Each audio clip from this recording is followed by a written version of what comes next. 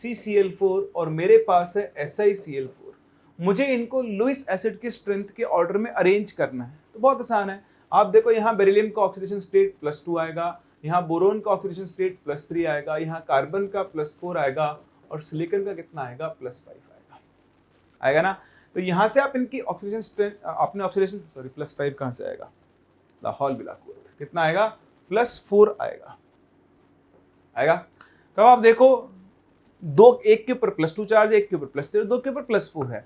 अब इन दोनों में अगर आप देखो तो ये CCl4 है, इसका ऑक्टेट कंप्लीट है, octet complete, and has no vacant orbitals, so can't act as Lewis acid. भाई लुईस एसिड स्ट्रेंथ उसकी कंपेयर करोगे ना जो लुईस एसिड हो। कलर में सबसे बर्बाद तो हो गया CCl4, लुईस एसिड है ही नहीं, ठीक है, मतलब ये होना ही नहीं चाहिए था ऑर्डर के अंदर एक्चुअली। अब आप देखो इन तीनों में देखो तो सिलिकॉन का भी ऑक्टेट कंप्लीट है, लेकिन हाँ सिलिकॉन के पास खाली 3D वेकेंट 3D ऑर्बिटल्स हैं, इसलिए सिलिकॉन यहाँ पर किसकी तरह काम कर सकता है, लुईस एसिड की तरह काम कर सकता है। इसके ऊपर पॉजिटिव चार्ज है सबसे ज्यादा, तो SiCl4 सबसे स्ट्रॉन्ग लुईस एसिड होगा इनमें से। फिर आपके पास आ जाएगा BCl3 और उसके पीछे कौन होगा, BCl2। तो इस तरह से अगर आपके पास अलग अलग एटम्स हैं तो उनके अंदर आप लुईस एसिड स्ट्रेंथ कंपेयर कर सकते हैं, मतलब सेंट्रल एटम अलग अलग है।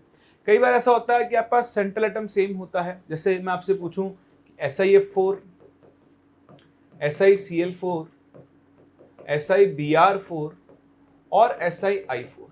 फिर से आपको वही देखना है कि सबसे ज्यादा पॉजिटिव चार्ज कहाँ जनरेट होगा। तो आप देखो SiF4 में जो सिलिकॉन है, fluorine fluorine fluorine fluorine fluorine being more electronegative, ये इस सिलिकॉन के ऊपर सबसे ज्यादा पॉजिटिव चार्ज जनरेट करेगा। अगर आप SiCl4 या SiBr4 की बात करो तो क्लोरीन इलेक्ट्रोनेगेटिव तो ज्यादा है, बट फ्लोरीन के रिस्पेक्ट में कम है, तो थोड़ा कम चार्ज जनरेट करेगा। SiBr4 और भी कम चार्ज जनरेट करेगा, है ना। तो इस तरह से आप देख रहे हो कि सराउंडिंग एटम की इलेक्ट्रोनेगेटिविटी पे डिपेंड कर रहा है। तो क्योंकि फ्लोरीन जो है वो सबसे ज्यादा पॉजिटिव चार्ज जनरेट करेगा, तो इस केस में अगर आप देखें तो SiF4 जो है, SiF4 वो इनमें सबसे स्ट्रॉन्ग लुईस एसिड होगा। फिर कौन होगा, SiCl4, फिर कौन होगा, SiBr4 और सबसे वीक कौन होगा, SiI4। ठीक है, तो कभी कभार आपको लुईस एसिड स्ट्रेंथ कंपेयर करने को मिल सकती है, तो वो आप इस तरह से कंपेयर कर सकते हो। अब देखो ये जो आपने कंसेप्ट देखा, ये आप एक जगह पर लगा नहीं सकते हो, मतलब उल्टा हो जाएगा। जैसे मैं आपसे बोलूं ये एक्सेप्शनल है और इसका रीजन है वो अपन पढ़ेंगे, बट अभी आपने नहीं पढ़ा है, आगे चल के मैं आपको दोबारा बताऊंगा। अभी आप देख लो बोरोन हैलाइड्स, बोरोन हैलाइड्स की अगर हम बात करें तो मेरे पास है BF3, BCl3, BBr3 and BI3। अब देखो अगर मैं इनकी लुईस एसिड स्ट्रेंथ का ऑर्डर की बात करूं, सेम यही फंडा लगाऊं, ठीक है, on the basis of electronegativity, on the basis of electronegativity, ठीक है। तो BF3 की जो लुईस एसिडिक स्ट्रेंथ है वो सबसे ज्यादा होनी चाहिए, फिर आना चाहिए BCl3, फिर आना चाहिए BBr3 और फिर आना चाहिए BI3, जैसा हम लोगों ने यहाँ पर सीखा। लेकिन ये देखो ये इसका ऑर्डर नहीं होता है, दिस इज इनकरेक्ट। इसका अगर आप एक्चुअल ऑर्डर देखें, एक्चुअल ऑर्डर, और इस एक्चुअल ऑर्डर का रीजन है, ऐसा नहीं कि मैं आपको बोल रहा हूँ कि रट लो, नहीं, देख लो और भूल जाओ, आगे पढ़ाऊंगा तब दोबारा रिपीट करूंगा, वहां आपसे बोलूंगा कि आप समझ गए आप रीजन, अब आप इसके ऊपर फोकस करना। जो एक्चुअल ऑर्डर है उसका रीजन होता है बैक बॉन्डिंग। क्या होती है, बैक बॉन्डिंग। तो बैक बॉन्डिंग क्या होती है, कैसे काम करती है, मैं आपको बताऊंगा। बट अभी आपके पास जो ऑर्डर जस्ट उल्टा होता है, BF3 सबसे बर्बाद, फिर BCl3, फिर BBr3 और फिर BI3। तो हाल फिलहाल आप इसे लिख के छोड़ दें, ऐसा क्यों होता है ये मैं आपको आगे जरूर समझाऊंगा, जब आप इस के लायक हो जाएंगे, आप केपेबल हो जाएंगे इस चीज को समझने के लिए, क्योंकि वहां मैं आपको बैक बॉन्डिंग पढ़ाऊंगा क्या होती है। तो पहले नॉर्मल बॉन्डिंग पढ़ लेंगे, उसके बाद हम लोग बैक बॉन्डिंग की बात करेंगे। चलिए, जैसा मैंने आपसे कहा था, मैं आपको आज कुछ क्वेश्चंस करवाऊंगा जो हम लोगों ने लास्ट क्लास कंसेप्ट सीखे थे, ताकि बार आप रिफ्रेश हो जाओ और देख पाओ कैसे उसको यूज करेंगे। देखिए पहला question, NH3 and BF3 combine readily because of the formation of. तो आप देख सकते हो BF3 में बोरोन के वैलेंस शेल में 6 इलेक्ट्रॉन है, ये एक लुईस एसिड की तरह काम करेगा। NH3 में नाइट्रोजन के पास लोन पेयर है, ये लुईस बेस की तरह काम करेगा, ये इसको इलेक्ट्रॉन पेयर डोनेट करेगा और इस तरह से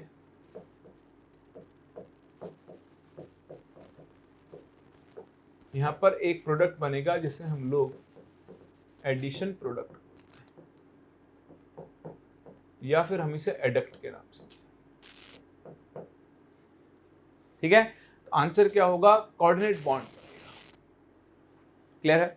चलिए इस तरह देखें, the bonds present in N2O5R, तो ये मैंने आपको लुईस डॉट स्ट्रक्चर बनाना सिखाया था, ठीक है। N2O5 में आप देखो नाइट्रोजन के वैलेंस शेल में 5 इलेक्ट्रॉन होते हैं, 5 ऑक्सीजन है आपके पास, तो आप देखो एक ऑक्सीजन के साथ डबल बॉन्ड, एक ऑक्सीजन के साथ कोऑर्डिनेट बॉन्ड, एक ऑक्सीजन के साथ डबल बॉन्ड, एक ऑक्सीजन के साथ कोऑर्डिनेट बॉन्ड, और अब बीच में आप एक ऑक्सीजन और बिठा दो, देखो नाइट्रोजन के 5 इलेक्ट्रॉन काम में आ चुके हैं, ठीक है। तो कोऑर्डिनेट बॉन्ड भी है और कोवलेंट बॉन्ड भी है, दोनों तरह के बॉन्ड यहां पर प्रेजेंट होंगे, ठीक है। चलिए ये देखें कुछ और questions. Which of the following can act as Lewis base, इनमें से कौन लुईस बेस की तरह काम कर सकता है। देखो F- में आप देखोगे फ्लोरीन के वैलेंस शेल में 8 इलेक्ट्रॉन्स होंगे, 7 तो ऐसे होते हैं, एक इलेक्ट्रॉन और आ गया, 4 लोन पेयर है, ऑक्टेट कंप्लीट है, लुईस बेस की तरह काम कर सकता है, ये भी कर सकता है, ये भी कर सकता है, ये नहीं कर सकता। H-, आप बोलोगे सर H- तो हाइड्रोजन में एक इलेक्ट्रॉन होता है, H- में कितने इलेक्ट्रॉन हो गए, 2 इलेक्ट्रॉन हो गए, तो देखो ना लोन पेयर है, अरे लोन पेयर है भाई, ऑक्टेट का कंप्लीट है। मैंने आपसे क्या कहा था, लुईस बेस की तरह काम करने के लिए ऑक्टेट कंप्लीट होना चाहिए। हाँ इसका डुप्लेट कंप्लीट है, डुप्लेट, लेकिन ये लुईस बेस की तरह काम नहीं करेगा, ठीक है। ओनली 2 इलेक्ट्रॉन्स है वैलेंस शेल में। NH3 देखो नाइट्रोजन के पास लोन पेयर है, ऑक्टेट कंप्लीट कर सकता है, H2O कर सकता है, PH3 में फास्फोरस, ये नहीं कर सकता, क्यों, क्योंकि यहां नाइट्रोजन के पास लोन पेयर ही नहीं बचा है, पहले से ही H+ ने H+ को ये कोऑर्डिनेट बॉन्ड बना चुका है, सो नो इलेक्ट्रॉन पेयर, इसलिए NH4 लुईस बेस की तरह काम नहीं कर सकता। समझ पा रहे ना। ये देखो एक और question, which of the following can act as both Lewis acid and Lewis base, Lewis acid और बेस दोनों की तरह काम कर सकता है। देखो SO2 में आप देखोगे सल्फर है, double bond O, double bond है, वैलेंस शेल में 6 इलेक्ट्रॉन होते हैं, एक इसके पास क्या बच गया है, लोन पेयर बच गया ना, तो देखो ये लुईस बेस की तरह काम कर सकता है। थर्ड पीरियड का है, वेकेंट ऑर्बिटल है, तो लुईस एसिड की तरह भी काम कर सकता है। SO3 2- S, double bond O, देखो ऑक्सीजन पे माइनस चार्ज आएगा, तो 2 ऑक्सीजन पे माइनस चार्ज है तो सिंगल बॉन्ड से बॉन्डेड होगा, अब इतना तो आप सीख चुके हो। और एक सल्फर के पास क्या बचेगा, लोन पेयर, तो देखो लोन पेयर है लुईस बेस की तरह, ये थर्ड पीरियड को बिलोंग करता है, इसके पास वेकेंट 3D ऑर्बिटल है लुईस एसिड की तरह, दोनों की तरह काम है। CCl2 में आप देखोगे कार्बन के वैलेंस शेल में 4 इलेक्ट्रॉन होते हैं, 2 शेयर में 2 बचे, बता चुका हूं, देखो इसका वैलेंस शेल इनकम्प्लीट है ना, तो ये लुईस एसिड की तरह काम कर सकता है, लेकिन लुईस बेस की तरह काम नहीं कर सकता। समझ पा रहे हैं, ये लुईस एसिड की तरह भी काम नहीं कर सकता ऐसे तो आप देखो तो, ठीक है, क्योंकि एक्चुअली जब एक्साइटेड स्टेट में जाएगा तो इसमें है ना कार्बन के 4 इलेक्ट्रॉन्स होते हैं, बट आप ऐसा कर दो कि 2 इलेक्ट्रॉन्स पेयर्ड फॉर्म में रखो और 2 अनपेयर्ड, तो इसके पास एक वेकेंट ऑर्बिटल है। PCl5 में आप देखो तो PCl5 में कोई लोन पेयर नहीं है, तो लुईस बेस की तरह काम नहीं कर सकता, लेकिन हाँ वेकेंट 3D ऑर्बिटल है, तो लुईस एसिड की तरह काम कर सकता है। H2O ऑक्सीजन के पास लोन पेयर है, लुईस बेस की तरह काम कर सकता है, बट लुईस एसिड की तरह नहीं काम कर सकता, क्योंकि ऑक्सीजन के पास कोई वेकेंट ऑर्बिटल नहीं है।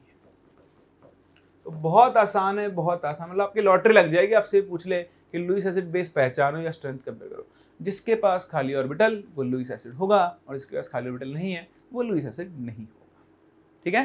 तो आई होप अब मैंने आपको क्लियर कर दिया है कि कैसे आप लुईस एसिड्स और बेसिस को आइडेंटिफाई करते हो, आपको आना चाहिए, ठीक है।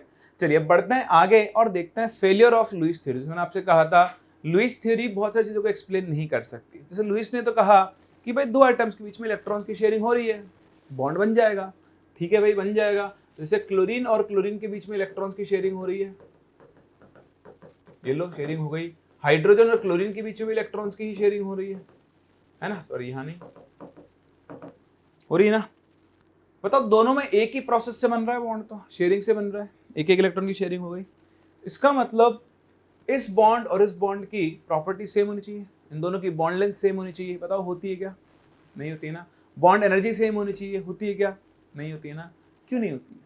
जब सिर्फ शेयरिंग से इलेक्ट्रॉन बॉन्ड बन रहा है, कोवलेंट बॉन्ड, तो ये बॉन्ड लेंथ, बॉन्ड एनर्जी सब कुछ क्या होनी चाहिए? सेम होनी चाहिए। अलग अलग बॉन्ड्स की बॉन्ड लेंथ और बॉन्ड एनर्जी अलग अलग क्यों होती है? अच्छा, ये जो CH4 है इसकी ज्योमेट्री टेट्राहेड्रल क्यों होती है? बन तो कोवलेंट बॉन्ड शेयरिंग से रहा है, ज्योमेट्री टेट्राहेड्रल क्यों है? रीजन क्या है? PCl5 की ज्योमेट्री ट्राइगोनल बाइपिरामिडल क्यों होती है? इन चीजों के आंसर आप लुईस थ्योरी से नहीं दे सकते हैं। तो देखें, ये इसके फेलियर के रीजन है। It can not explain the difference in bond energy of a covalent bond form between different species although all are formed by sharing of electrons. It can't explain the difference in bond length and geometry or shape of molecules. Bonding को explain कर दिया कि octet complete करने के लिए bonding हो रही है, फिर ये भी देख लिया कि बहुत सारे मॉलिक्यूल ऑक्टेट रूल को फॉलो ही नहीं कर रहे हैं। तो भाई वो तो ठीक है, अब तो ये कैसे समझाओगे? इसको ये एक्सप्लेन नहीं कर सकता, इसलिए इस चीज को एक्सप्लेन करने के लिए हमने एक नई थ्योरी इंट्रोड्यूस की जिसका नाम है वैलेंस बॉन्ड थ्योरी। क्या बोलते हैं इसे हम लोग? Valence bond theory. ध्यान रखें, वैलेंस बॉन्ड थ्योरी आपको कोवलेंट बॉन्ड का फॉर्मेशन सिखाती है। क्या सिखाती है? कोवलेंट बॉन्ड का फॉर्मेशन सिखाती है। तो ये कह रहा है, according to this theory, when two atoms approach each other to form a chemical bond, following interactions exist between them. पहली बात तो आप ध्यान रखना, यहाँ साइड में लिख दें, it explains formation of a covalent bond. What? Explains formation of a covalent bond between two atoms. चलिए, अब इसको हम समझते हैं, थोड़ा सा आप ध्यान से देखना। ठीक है, मेरे पास ये कहती है, ये जो थियरी ये कहती है कि भाई जब भी कोई दो एटम की जो बॉन्ड बनना है तो दोनों एटम्स एक दूसरे को क्या करेंगे? अप्रोच करेंगे। ठीक है, तो जब ये एटम्स एक दूसरे को अप्रोच करते हैं तो इनके बीच में कुछ specific types of interactions exist करते हैं। तो हम एग्जांपल लेकर चल रहे हैं फॉर्मेशन ऑफ H2 मॉलिक्यूल का। जब H2 मॉलिक्यूल बनेगा तो दो हाइड्रोजन एटम्स जो होंगे वो एक दूसरे को अप्रोच करेंगे। ठीक है, तो ये अप्रोच करेंगे एक दूसरे को, दो हाइड्रोजन एटम। ठीक है, तो देखो ये हाइड्रोजन एटम, इसका न्यूक्लियस है, इसको हम Na बोल देते हैं। ठीक है, एक हाइड्रोजन एटम ये रहा, ये दूसरा, एक को A मान रहे हैं, एक को B बोल रहे हैं, और इस हाइड्रोजन में एक इलेक्ट्रॉन होगा, उसे हम Ea बोल सकते हैं। ठीक है, या अपने H12 नाम दे दो, तो आप इसको A की जगह 1 और 2 यूज कर लो। तो ये पहले हाइड्रोजन का न्यूक्लियस है, दूसरे का इलेक्ट्रॉन, पहले का इलेक्ट्रॉन है। सिमिलरली ये आपका दूसरा हाइड्रोजन एटम है, ये इसका न्यूक्लियस है, और ये आपका दूसरे हाइड्रोजन एटम का इलेक्ट्रॉन है। ठीक है, अब आप देखो, आप बहुत अच्छे से देख सकते हो, यहाँ पर दो तरह के फोर्सेस काम कर रहे हैं, एक अट्रैक्शंस और एक रिपल्शन। जब ये दोनों एटम दूसरे के पास आ चुके होंगे तो यहाँ पर दो तरह के फोर्स काम करेंगे, एक अट्रैक्टिव फोर्सेस और एक रिपल्सिव फोर्सेस। अगर आप ध्यान से देखें तो ये वाला जो न्यूक्लियस है, मैं ना इन दोनों के बीच की बात कर रहा हूँ, इनके अंदर जो लग रहा है उनकी बात नहीं कर रहा हूँ। इसका न्यूक्लियस इसके इलेक्ट्रॉन को अपनी तरफ अट्रैक्ट करेगा, इसका न्यूक्लियस इसके इलेक्ट्रॉन को अपनी तरफ अट्रैक्ट करेगा। एक तो आपके पास काम करेंगे अट्रैक्टिव फोर्सेस, अट्रैक्टिव फोर्सेस। ठीक है, तो अट्रैक्टिव फोर्सेस किसके बीच में काम करेंगे? Between N1 and E2 and between N2 and E1। एक दूसरा आपके पास काम करेंगे रिपल्सिव फोर्सेस। कौन से फोर्सेस काम करेंगे? रिपल्सिव फोर्सेस काम करेंगे। बताओ रिपल्सिव फोर्सेस किस बीच काम करेंगे? तो देखो ये दोनों इलेक्ट्रॉन एक दूसरे को रिपेल करेंगे और ये दोनों न्यूक्लियस भी एक दूसरे को रिपेल। तो कलर कोड यूज कर रहा हूं, बाकी लिख भी रहा हूं, यहाँ पे रिपल्शन है। ठीक है, तो बिटवीन E1 एंड E2 क्या होगा? रिपल्शन होगा, and between N1 and N2 भी क्या होगा? रिपल्शन होगा। ये मैं आपको पहले बता चुका हूं, आप हमेशा ध्यान रखना, रिपल्सिव फोर्सेस जो होते हैं वो शॉर्ट रेंज फोर्सेस होते हैं। क्या होते हैं? Short range force, and these forces increases potential energy of system। अगर आप चीज नहीं जानते हैं तो इसे ध्यान रखें, रिपल्शंस बहुत छोटे डिस्टेंसेस पर काम करते हैं, इसलिए उन्हें शॉर्ट रेंज फोर्स बोलते हैं, और जब भी कभी भी कहीं भी किसी सिस्टम में रिपल्शन होगा तो सिस्टम की एनर्जी क्या हो जाती है, बढ़ जाती है। या फिजिक्स में भी सीखोगे आगे चलकर, ठीक है। सिमिलरली आपके जो अट्रैक्शंस होते हैं, अट्रैक्शंस ये लॉन्ग रेंज फोर्सेस होते हैं, मतलब ये लंबी डिस्टेंस तक काम करते हैं और साथ ही क्या करते हैं, decreases the potential energy of system. ये क्या करते हैं, सिस्टम की पोटेंशियल एनर्जी को डिक्रीज भी करते हैं, ठीक है। चलिए तो अब आप देखो क्या होगा यहां पर समझना। अभी तो दोनों हाइड्रोजन पास में आ चुके हैं, शुरुआत में क्या रहा होगा, ये दोनों हाइड्रोजन एटम एक दूसरे से बहुत दूर दूर रहे होंगे। जब ये एक दूसरे से बहुत दूर दूर है, इस सिचुएशन में इन दोनों के बीच में कोई इंटरेक्शन नहीं है, ठीक है। अब ध्यान से समझना, सुनना मेरी बात को और चीजों को सीखना। तो अभी ये दोनों से बहुत दूर है, इन दोनों के बीच में कोई इंटरेक्शन नहीं है। अब according to valence bond theory, अगर इन दोनों को बॉन्ड बनाना है तो दोनों एटम्स को एक दूसरे को अप्रोच करना होगा। तो एक दूसरे को अप्रोच करना शुरू करेंगे, थोड़ा पास में आएगा, अभी भी इनके बीच में कोई इंटरेक्शन नहीं है, ठीक है। अभी थोड़ा और पास आएगा, तो मान लो इस पॉइंट के बाद इंटरेक्शन स्टार्ट होता है। क्या होता है, इंटरेक्शन स्टार्ट होता है, इंटरेक्शन स्टार्ट्स, ठीक है भाई। अब आप मुझे बता सकते हो, बताओ पहला इंटरेक्शन कौन सा होगा, अट्रैक्शन होगा या रिपल्शन होगा? नहीं बता सकते, अट्रैक्शन होगा ना, क्यों? क्योंकि अट्रैक्शन लॉन्ग रेंज फोर्स है। जब एटम्स दूर हैं तो उनमें मेनली सबसे पहले कौन सा फोर्स काम करेगा, अट्रैक्टिव फोर्स काम करेगा। तो अब यहां पर क्या होगा, अट्रैक्शन विल स्टार्ट एक्टिंग, ठीक है। अब आपने थोड़ा और पास लाओगे, थोड़ा और पास लाओगे तो बताओ अट्रैक्शन क्या होगा, इंक्रीज होगा। अट्रैक्शन इंक्रीज होगा तो बताओ सिस्टम की पोटेंशियल एनर्जी क्या होना शुरू होगी, डिक्रीज होना शुरू। फिर आप और पास लाओगे, अट्रैक्शन और बढ़ेगा,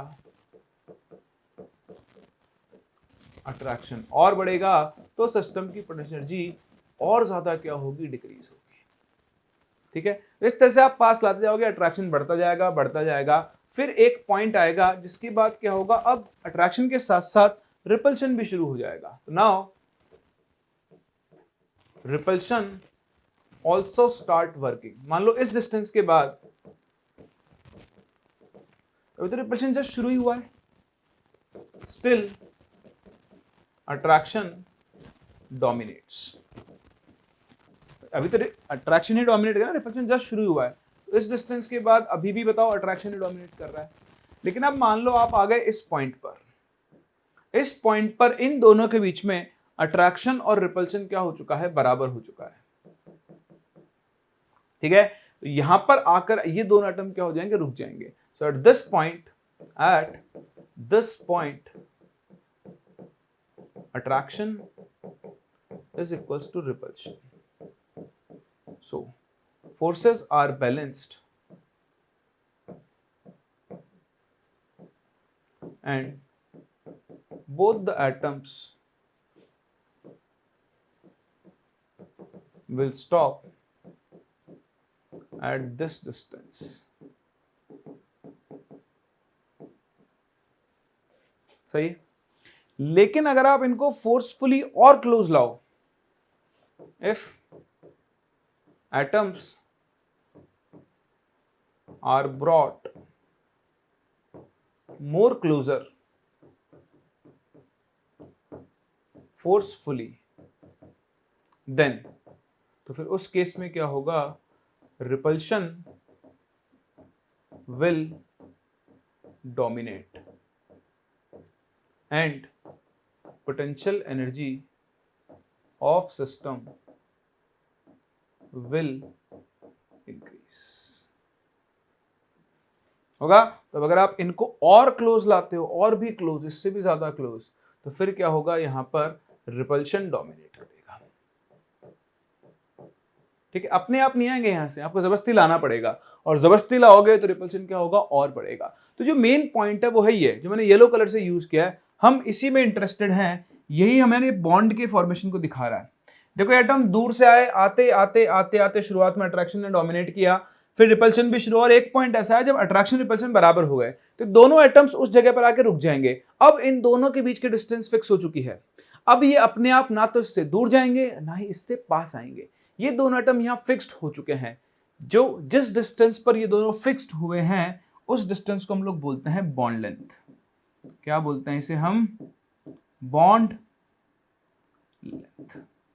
ये तो अभी आपको ऐसे समझा रहा हूं, अभी मैं इसको ग्राफ से भी समझाऊंगा आपको, बट अभी आप ध्यान दें ये दोनों एटम्स एक दूसरे को अप्रोच करना शुरू करते हैं। शुरुआत में अट्रैक्शन होता है, अट्रैक्शन की वजह से सिस्टम की एनर्जी डिक्रीज होती है, आपको ग्राफ में भी दिखाऊंगा। बट एक पॉइंट ऐसा आएगा जब दोनों में अट्रैक्शन और रिपल्शन बराबर हो जाएंगे, उसके बाद ना तो वो और पास आएंगे ना वो और दूर जाएंगे, फिक्स्ड हो चुके हैं इस डिस्टेंस पर। तो इस टाइम पर इन दोनों के न्यूक्लियस के बीच की जो डिस्टेंस, इस टाइम पर इन दोनों के न्यूक्लियस के बीच की जो डिस्टेंस होती है उसे हम लोग क्या बोलते हैं? उसकी बॉन्ड लेंथ बोलते हैं। याद है पीरियडिक टेबल में पढ़ा था हमने bond length RA plus RB minus 0.09 into XA minus XB। हाँ, ये वही वाली बॉन्ड लेंथ है।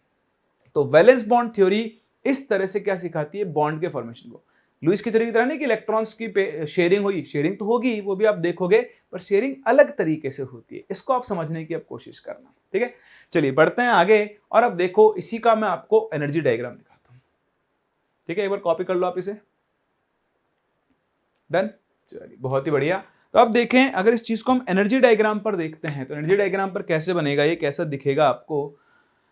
कुछ ऐसा ग्राफ बनता है, ठीक है। तो इस ग्राफ को मैं रीजन्स में डिवाइड करता हूं। रीजन ए है, ये है बी, और इधर का ही पॉइंट मार्क कर लो सी, ठीक है। एट पॉइंट ए अगर हम बात करें, at point A there is no interaction between atoms, ठीक है। पॉइंट ए पर कोई इंटरैक्शन नहीं है, इसलिए सिस्टम की पोटेंशियल जो भी है वो ऑलमोस्ट जीरो के बराबर है, ठीक है। एक सेकंड, थोड़ी सी नेमिंग यहां से चेंज कर लेते हैं, और इसको मार्क करते हैं पॉइंट बी, इसको करते हैं सी, और इसको कहीं पे कर लेते हैं डी, ठीक है। अब बात करते हैं पॉइंट बी पर। तो पॉइंट बी पर क्या होता है? अट्रैक्टिव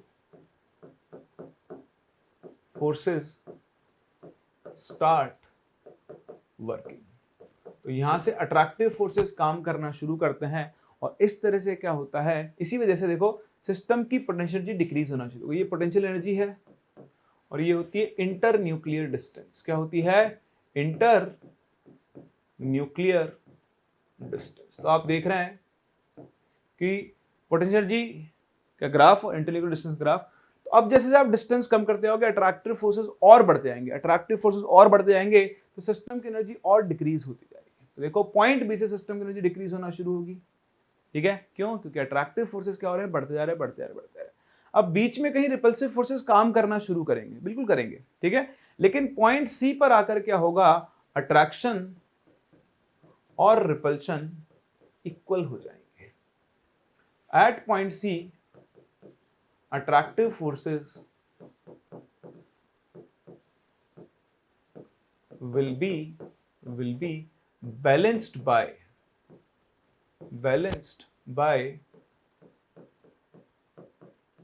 repulsive forces, ठीक है। तो इस सिचुएशन में क्या होगा? इसके करस्पॉन्डिंग जो डिस्टेंस आएगी उसे हम बोलते हैं R0। ये जो R0 है यही क्या कहलाएगी? बॉन्ड।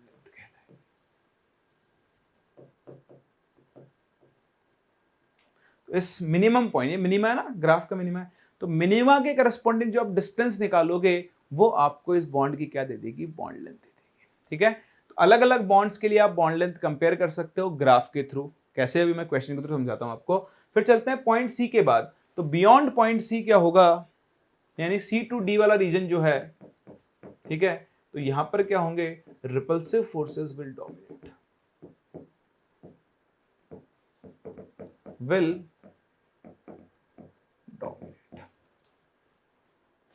ठीक है। अच्छा, अब देखो ऑब्वियसली ये जीरो लेवल है पोटेंशियल एनर्जी का, और ये देखो यहां पर एनर्जी कुछ नेगेटिव आ जाएगी, माइनस में वैल्यू आएगी। तो ये जो आपको एनर्जी का गैप दिखाई दे रहा है, ये वाला gap, this gap is called bond energy. Actually इस एनर्जी को डेल्टा बोलते थोड़ी देर के लिए। सो दिस एनर्जी, या मान लो इसकी वैल्यू कुछ ई है, ठीक है। तो ई से जीरो यानी जो गैप है माइनस ई, ठीक है। इतनी एनर्जी विल बी रिलीज हुई होगी, minus E. This will be the energy released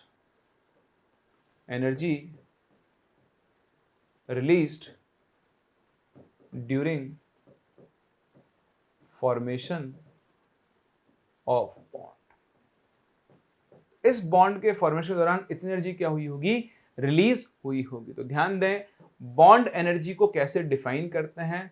bond energy is simply the amount of energy, the amount of energy evolved या फिर released when 1 mole of bonds are formed between 2 atoms।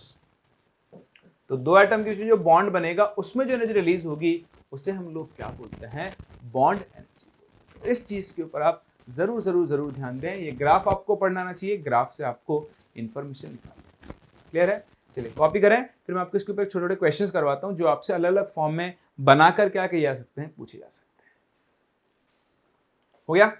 चलिए तो देखें, ये question आपके लिए मैंने design किया है, अभी डिजाइन किया है बस। ठीक है, इसमें क्या है, आपको देखो 4 अलग ग्राफ दिए हैं। ऐसे क्वेश्चंस कभी नहीं पूछे गए और जेई मेंस एडवांस दोनों में कहीं पर भी पूछ सकता है। ठीक है, ये वही आपके इंटरन्यूक्लियर डिस्टेंस आर है। यहां पर 4 एलिमेंट से ए बी सी और डी, उनके बीच में बॉन्ड बने हैं, A bond, B bond, C bond. ठीक है, सो बॉन्ड्स आर फॉर्म्ड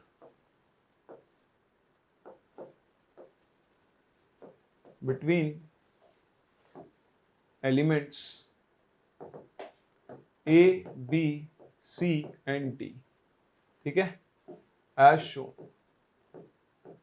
आपको कंपेयर करनी है एक तो bond energy of x x bond, मतलब ए बॉन्ड A2 बना हुआ है ना, अंडरस्टूड, ए bond, B bond, C bond, D bond, और वो कंपेयर करनी है बॉन्ड लेंथ।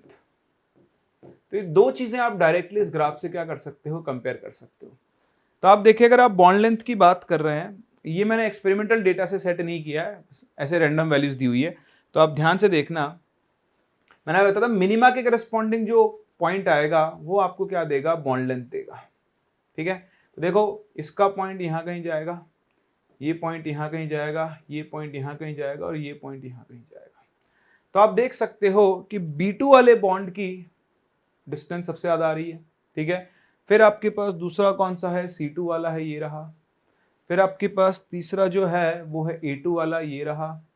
और चौथा जो है वो आपके पास है D2 वाला, ये रहा। ठीक है, अगर आप इनकी बॉन्ड लेंथ कंपेयर करो तो B2 बॉन्ड की बॉन्ड लेंथ सबसे ज्यादा है। ऐसे लिख के इसको ऐसे लिख लेते, देखो कि भैया BB बॉन्ड की बॉन्ड लेंथ सबसे ज्यादा है। बताओ फिर उसके बाद अगला नंबर किसका है, अगला नंबर है CC बॉन्ड का। फिर उसके बाद अगला नंबर किसका है, DD बॉन्ड का। और उसके बाद अगला नंबर किसका है, AA बॉन्ड का। एक तो आप बॉन्ड लेंथ कंपेयर कर सकते हो, दूसरा बॉन्ड एनर्जी। बॉन्ड एनर्जी देखो आप, सबसे नीचे कौन सा, ये वाला। तो भाई B2 बॉन्ड की जो बॉन्ड एनर्जी है वो सबसे ज्यादा है। ऑल्दो ये कॉन्ट्रैडिक्ट कर रहा है, अगर BB बॉन्ड लेंथ सबसे बड़ी है तो बॉन्ड वीक होता है जनरली, बट अभी आप उस पर मत जाएं। ठीक है, समझो सिर्फ, अगर आपसे बॉन्ड एनर्जी पूछ ले तो BB बॉन्ड की सबसे ज्यादा है। उसका बताओ अगला नंबर किसका आएगा, हाँ अगला नंबर आएगा AA बॉन्ड का। देखो सेकंड नंबर पे उसका मिनिमा है, थर्ड नंबर पे कौन सा बॉन्ड आएगा, CC बॉन्ड आएगा, और फोर्थ नंबर पे कौन सा बॉन्ड आएगा, DD बॉन्ड आएगा।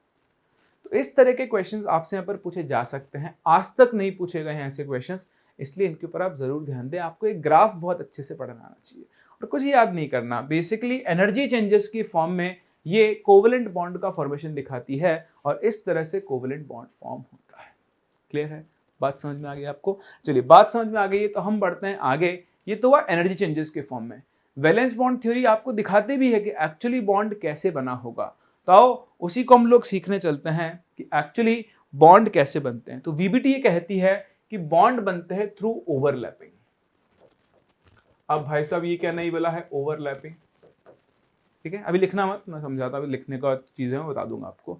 ओवरलैपिंग का मतलब क्या होता है, मेरा ये हाथ है, ये एक हाथ है, दूसरा हाथ है, इस हाथ ने इसको ओवरलैप कर लिया, ओवरलैप हो गया, ऐसे ओवरलैप हो गया, ऐसे ओवरलैप हो गया। ठीक है, ओवरलैपिंग एक तरह की इंटरमिक्सिंग है, ठीक है, मर्ज होना, दो चीजों का आपस में मर्ज होना, उसे हम लोग ओवरलैपिंग बोल सकते हैं।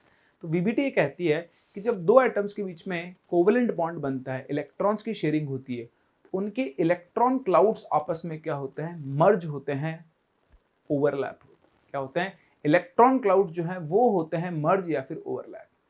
तो मैं आपको कुछ प्री रिक्विजिट बता रहा हूं इसको अच्छे से समझने के लिए। वैसे हम लोग एटॉमिक स्ट्रक्चर फिजिकल में पढ़ चुके हैं, वहां मैंने आपको बता ही दिया है वेव फंक्शन। तो ध्यान रखना, जो आपका एस ऑर्बिटल होता है वो शेप में स्फेरिकल होता है, ये आप सभी जानते हैं, ठीक है। एस ऑर्बिटल के लिए ये न्यूक्लियस है। वेव फंक्शन का एक फिक्स सिंगल साइन होता है, यह है साइन ऑफ वेव फंक्शन। ध्यान रखना, चार्ज नहीं है, साइन ऑफ वेव फंक्शन, ठीक है। या तो प्लस चार्ज होगा, प्लस साइन होगा, या फिर माइनस होगा, तो ऐसे लिख दो, या फिर एक एस ऑर्बिटल पे वेव फंक्शन का सिर्फ और सिर्फ माइनस साइन होगा। ये दोनों ही वेव फंक्शन के साइन को रिप्रेजेंट करता है, ठीक है। चलिए, ऐसे मैं आपसे बात करूं पी ऑर्बिटल, तो आप गांव का बच्चा जानता है कि पी ऑर्बिटल की जो शेप होती है वो डम्बल शेप होता है। कैसा होता है, डम्बल शेप। तो ये बीच में न्यूक्लियस है और ये दो लोब्स कहते हैं, इनको हम क्या कहते हैं, लोब्स। क्या कहते हैं, लोब्स। लोब्स्टर नहीं कहते, लोब्स कहते हैं। पी ऑर्बिटल की दोनों लोब्स की में वेव फंक्शन का साइन अपोजिट होता है, एक प्लस तो दूसरा क्या होगा, माइनस, ठीक है। ऐसे ही आपके पास होते हैं डी ऑर्बिटल्स। क्या होते हैं, डी ऑर्बिटल्स। अगर आप डी ऑर्बिटल्स की बात करो तो डी ऑर्बिटल्स की शेप होती है डबल डम्बल, ये सब हम देख चुके हैं, मैंने आपको फाउंडेशन में भी सिखाई थी सारी चीजें। और डी ऑर्बिटल की दोनों जो अपोजिट लोब्स होती है उनका सेम साइन होता है, ठीक है। अपोजिट लोब्स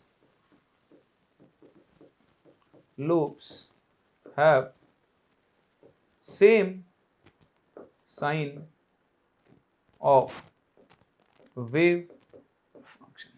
एक सेकंड में मुझे कुछ अर्जेंट चीज आ गई है। चलिए, तो ये आपकी कुछ प्रीरिक्विजिट्स हैं, आपको ये वेव फंक्शन के साइंस पता होने चाहिए। उसके बाद देखो ओवरलैपिंग क्या होती है। ओवरलैपिंग होती है दो रीजन्स का आपस में मिक्स होना, ठीक है। दो रीजन्स मतलब जैसे लोब्स हैं, देखो जैसे ये है, ये एस ऑर्बिटल है, ये एक एस ऑर्बिटल है, ठीक है। ये इसके चारों तरफ का जो रीजन होता है इनको हम लोब्स या फिर इलेक्ट्रॉन क्लाउड बोलते हैं। क्या बोलते हैं, इलेक्ट्रॉन क्लाउड बोलते हैं। तो कुछ छोटे छोटे मिसकंसेप्शंस हैं जो आपके दिमाग में आएंगे, मैं उनको क्लियर कर देता हूं।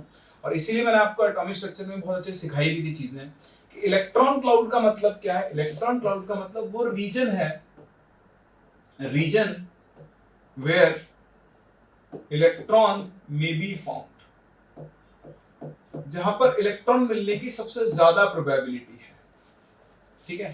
तो दो ऐसे एक एस ऑर्बिटल का ये रीजन है, ऐसे एक और एस ऑर्बिटल होगा उसका भी एक रीजन होगा।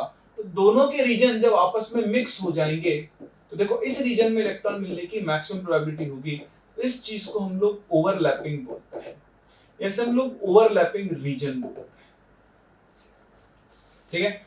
जैसे इसका बहुत सिंपल सा एग्जांपल है, जैसे मान लो आप 90s में चले जाओ तो मुंबई में ना अंडरवर्ल्ड चलता था, भाई लोग हुआ करते थे, ठीक है। एक था, मान लो एक भाई था, ठीक है, भाई का नाम रखते हैं, क्या नाम रखें, क्या नाम होते थे, चलो मनी भाई, है ना। एक था मनी भाई का एरिया था बोरीवली, ठीक है। और एक दूसरा भाई था जो था, इसका नाम था शनि भाई, ठीक है। शनि भाई का एरिया था कांदिवली। तो ये बोरीवली, ये कांदिवली। शनि बोरीवली में जा सकता था अपना बिजनेस करने के लिए, ऐसे घूमने जा सकता था, और मनी जो है वो कांदिवली नहीं आ सकता था। अब दोनों के बीच में क्या हुई, मांडवाली में क्या हुआ, दोनों ने अपने एरियाज को क्लब कर दिया, मिक्स कर दिया। अब क्लब मिक्स करते देखो दोनों का एरिया बढ़ गया। अब दोनों का बिजनेस भी बढ़ गया, इधर बिजनेस कर सकता है, इधर बिजनेस कर सकता है, बोलो कर सकता है ना। तो ये चीज आपके समझने के लिए बहुत इंपॉर्टेंट है। I think voice is okay, है ना। हाँ, तो ये चीज आपके समझने के लिए बहुत बहुत बहुत इंपॉर्टेंट है कि यहाँ पर तो क्या हो रहा है, बोरीवली कांदिवली दोनों मिक्स हो गए ना, सेम चीज है, ये बोरीवली है, ये कांदिवली है, दोनों मिक्स हो गए, तो दोनों का बिजनेस भी क्या हो गया है, मिक्स हो गया है। दोनों के पास जो रीजन है जहां इलेक्ट्रॉन मिल सकता था वो इनके बीच में आ जाता है, और इससे क्या होता है कि इलेक्ट्रॉन मिलने के चांसेस इन दोनों के बीच में बढ़ जाते हैं। इसी तरह से क्या होता है, कोवेलेंट बॉन्ड फॉर्मेशन होता है। तो इलेक्ट्रॉन क्लाउड मिलने का मतलब इलेक्ट्रॉन नहीं मिल रहे हैं, वो रीजन मिल रहे हैं जहां पर इलेक्ट्रॉन मिलने के चांसेस क्या होते हैं, ज्यादा होते हैं।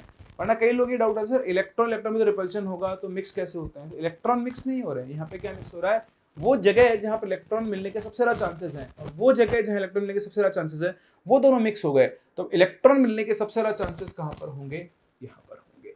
दिस इज कॉल्ड ओवरलैपिंग, और ये ओवरलैपिंग का मतलब होता है, जैसा कि आप देख पा रहे हो जैसे दोनों में मांडवाली होगी दोनों एक दूसरे के एरिया को एक्सेस कर सकते हैं। एग्जैक्टली ऐसा ही होता है जब ओवरलैपिंग होती है तो जो इलेक्ट्रॉन क्लाउड होता है, इलेक्ट्रॉन क्लाउड वो इस न्यूक्लियस और इस न्यूक्लियस दोनों के अट्रैक्शन फोर्स के अंदर काम करता है।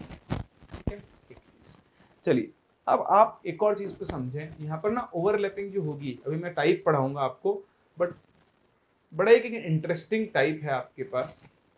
ठीक है, एक होती है आपके पास पॉजिटिव ओवरलैपिंग।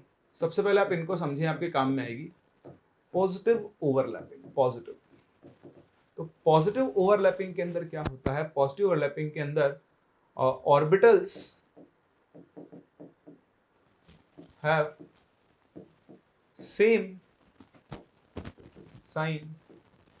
ओवरलैपिंग ऑर्बिटल्स होते हैं, overlapping orbitals have same sign of wave function. जब ओवरलैपिंग ऑर्बिटल्स के लिए वेव फंक्शन का साइन सेम होता है तो सेम पॉजिटिव ओवरलैप होता है। ध्यान रखना, साइन सेम होगा, दोनों का पॉजिटिव हो सकता है, दोनों का नेगेटिव हो सकता है। जैसे आप बात करो, मान लो मैं पी ऑर्बिटल ले लूं, कि एक पी ऑर्बिटल है प्लस माइनस और ये दूसरा पी ऑर्बिटल है प्लस माइनस, तो ये भी पॉजिटिव ओवरलैप है। ये माइनस ये प्लस और ये माइनस ये प्लस, तो ये दोनों के दोनों ही पॉजिटिव ओवरलैप में काउंट होता है। ठीक है, ऐसे पे जो दूसरा होता है वो होता है नेगेटिव ओवरलैप। क्या होता है? Negative overlap. तो अगर हम नेगेटिव ओवरलैप की बात कर रहे हैं तो नेगेटिव ओवरलैप में क्या होगा, एक वाला एक पॉजिटिव होगा और दूसरा क्या होगा? नेगेटिव। यानी इस केस में overlapping orbitals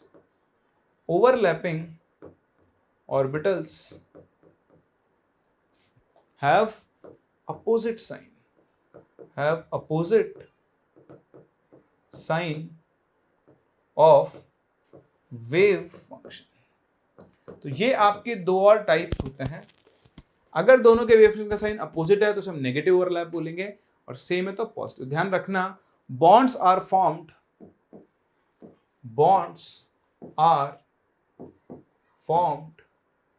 through what? Positive overlap. जो बॉन्ड्स बनते हैं एटम्स की जो पॉजिटिव ओवरलैप से बनते हैं, no bond is formed through negative overlap. आपको नेगेटिव ओवरलैप का मतलब पता होना चाहिए बस। आगे चल के हम एक थ्योरी पढ़ेंगे, मॉलिक्यूलर ऑर्बिटल थ्योरी, वहां इसको और अच्छे से यूज करेंगे। बट अभी आप ध्यान दें कि जो भी बॉन्ड बन रहा है, अगर हम बॉन्ड बना रहे हैं दैट मींस वहां पर क्या हो रहा है? पॉजिटिव ओवरलैप हो रहा है। तो इसके बाद अब हम पॉजिटिव ओवरलैप ही पढ़ेंगे, बीच में आपको हल्का फुल्का आइडिया और दूंगा इन दोनों का। बट ध्यान दें, बॉन्ड जब बनेगा तो वो सिर्फ और सिर्फ कौन से ओवरलैप से बनेगा? पॉजिटिव ओवरलैप से बनेगा। क्लियर है? तो ये स्टार्ट करते हैं ओवरलैपिंग के साथ। पॉजिटिव नेगेटिव के बाद दो और टाइप्स ऑफ ओवरलैपिंग होती है, जिसे हम लोग एक्सियल और साइडवेज ओवरलैपिंग बोलते हैं। तो देखें, द पेनिट्रेशन और merging of electron cloud of orbitals is called overlapping. Formation of covalent bond between two atoms occur by overlapping of orbitals containing unpaired electron. जैसे आपने बोला ना कि दो एटम्स के बीच में इलेक्ट्रॉन्स की शेयरिंग होती है, तो मान लो ये एटम है ए, इसके पास एक अनपेयर्ड इलेक्ट्रॉन था, ये दूसरा एटम है बी। ठीक है, ये दूसरा एटम है बी, इसके पास भी एक अनपेयर्ड इलेक्ट्रॉन है। तो अब ये क्या करेंगे? आपस में शेयरिंग कर लेंगे। तो शेयरिंग में क्या होगा? एटम ए और बी दोनों इलेक्ट्रॉन क्या हो जाएंगे? इस तरह से शेयर हो जाएंगे, और इन दोनों के बीच में क्या हो जाएगा? एक कोवेलेंट बॉन्ड बन जाएगा। ठीक है, अभी जो कोवेलेंट बॉन्ड है दो तरीके का हो सकता है, एक सिग्मा बॉन्ड हो सकता है और दूसरा पाई बॉन्ड हो सकता है। तो कब सिग्मा बनेगा, कब पाई बनेगा, वो भी आप सीख लेंगे। ध्यान दें, overlapping can also occur between a vacant and a fully filled orbital, जिससे आपका कोऑर्डिनेट बॉन्ड बनता है। एक ऑर्बिटल खाली हो, लाइक एक ऑर्बिटल खाली है और एक ऑर्बिटल के अंदर दो अनपेयर्ड इलेक्ट्रॉन है, सॉरी दो इलेक्ट्रॉन्स हैं, तो इनके बीच में भी ओवरलैपिंग होगी, और ओवरलैपिंग से अब जो बॉन्ड बनेगा वो कौन सा होगा? Coordinate bond. देखो, अब दोनों के बीच में शेयरिंग हो गई है, जो हम पहले भी सीख चुके हैं, शेयरिंग हो गई है, तो जो इलेक्ट्रॉन है शेयर्ड वाले वो दोनों के अकाउंट में काउंट होते हैं। तो जब भी कोवेलेंट बॉन्ड बनेगा, कौन सा बॉन्ड? कोवेलेंट बॉन्ड, तो वो किसके थ्रू बनता है? ओवरलैपिंग के थ्रू बनता है। यहाँ पे हम एक टर्म यूज करते हैं INA, that is inter nuclear axis, axis along which orbitals approach each other. तो वो एक्सिस जिसके अलोंग ऑर्बिटल्स एक दूसरे को अप्रोच करते हैं उसे हम लोग इंटर न्यूक्लियर एक्सिस बोलते हैं। If nothing is specified, if not specified, then z axis is taken as INA, ठीक है, IUP सॉरी NCERT के अकॉर्डिंग। NCERT कन्वेंशन बोल रहे हैं अपन। अगर उसने स्पेसिफाई किया कि भैया x एक्सिस INA है तो आपको x एक्सिस को ही INA लेना है, लेकिन उसने कुछ नहीं बोला है तो फिर आप कौन से एक्सिस को INA मान के चलोगे? z एक्सिस को आप INA यानी इंटर न्यूक्लियर एक्सिस मान के चलेंगे। बात समझ में आ रही है? चलिए, तो ये होती है ओवरलैपिंग, इलेक्ट्रॉन क्लाउड्स का या लोब्स का आपस में मिक्स होना, मर्ज होना, उसी को हम लोग ओवरलैपिंग बोलते हैं। ये जो आपकी ओवरलैपिंग है ये दो तरह की होती है, एक एक्सियल और हेड ऑन ओवरलैपिंग, दूसरी होती है साइडवेज या फिर पैरेलल ओवरलैपिंग। अगर दो ऑर्बिटल्स ऐसे ओवरलैप करें कि उनकी लोब्स एक्सिस के अलोंग लाई कर रही है तो उसे हम बोलते हैं एक्सियल ओवरलैपिंग। क्या बोलते हैं? Axial overlapping. So when overlapping orbitals, when overlapping orbitals have their lobes aligned with INA, ठीक है, यहां पर क्या होगा?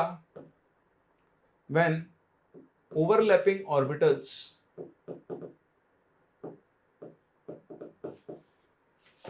have their lobes parallel to each other,